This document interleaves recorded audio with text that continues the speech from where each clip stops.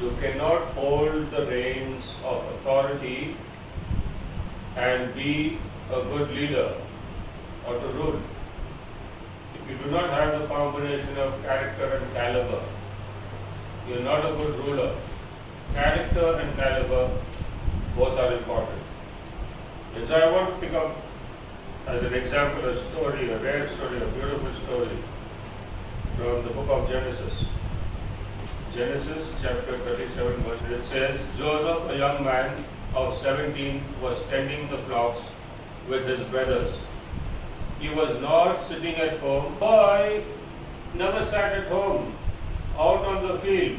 So he worked together with all his other brothers, tending the flock, and he brought their father a bad report about them.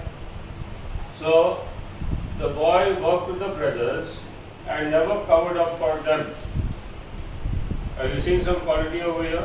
He never partnered with the wrong things. He brought back a report. That's a better way of saying Dada, he was sleeping the whole day. it. Yeah. Dada, he sold one sheep and bought a crate of beer. Dada's favorite. Dada, he is talking to everybody in bad language. Dada, he doesn't care to pray. All that he brought back a report to his father. This is what Jesus did. Jesus never partnered with the wrong things. That talks character. What's your character? Is your character loose or is your character of high quality? Talks about that. Are you compromised? Or are you comprehended? Verse 3 is very interesting. Now Israel loved Joseph more than any of his other sons. It's a good verse to use when you want to understand how God's favor works. When you show good qualities, good character, God loves you more than the others. Are you getting that? Israel, a picture of God. Joseph, a picture of Jesus or us. The father loved this son because of his character. He was not simply partial to him. He saw he had a good character, and hence the father loved him, and he made a richly ornamented robe for him. That tells you, when you gain the favor of God, He gives you a richly ornamented robe, which means you have been brought up into royalty.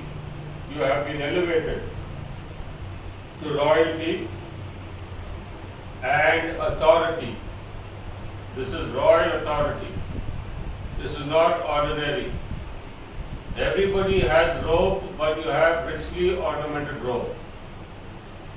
In the spiritual, how do you look? How is your robe? Is it torn and tattered? Is it got blemishes? Does it have holes? How does your robe look? Is it hardly visible? Is it white? Is it gray? Is it richly ornamented, or have the ornaments fallen off? The evidence of the ornaments that have fallen off.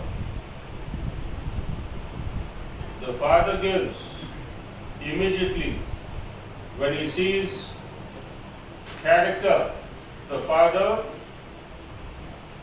brings you into authority the moment he sees character.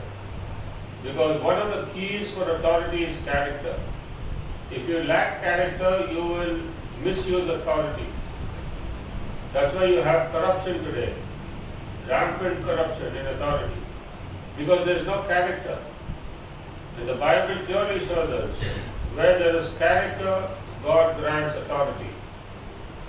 And if you are wondering what is authority, you should understand authority is not for the physical, it's for the spiritual. But it works through the physical. you will see the signs in the physical. You will see the physical coming under your shadow. You will see the physical obeying and respecting you. You will understand you are close to the spiritual authority. In the spiritual, the authority works with the spiritual realm, where the powers of darkness are shaken, because this is a richly ornamented robe. The powers of darkness are shaken. If you go in the story ahead of this, you will see after he got his authority, he got the prophetic. Because in the spiritual, you need the prophetic to unleash your authority. The prophetic is the expression of God directing you to unleash your authority. And so he was given the prophetic, that's the dreams of what his calling is to be. His calling was very clear. His brothers will bow down to him, and even his parents will bow down to him. That tells you Joseph understood that if the prophetic signs are that his parents will bow down to him, that means he will rule much higher than his father ruled. His father accomplished much in the prophetic, but if the father is bowing down to him, father and mother, that's the father's words, by the way. In the understanding of the dream, the father says, "Will your mother and myself bow down to you?" He felt offended with the dream, the father himself, but he kept the matters in his heart. It says, the only other person who kept the matters in his heart or in their heart, who was the other person? Pondering the matters in the heart. There are only two persons recorded in the Bible. One was Israel, the other one was Mary.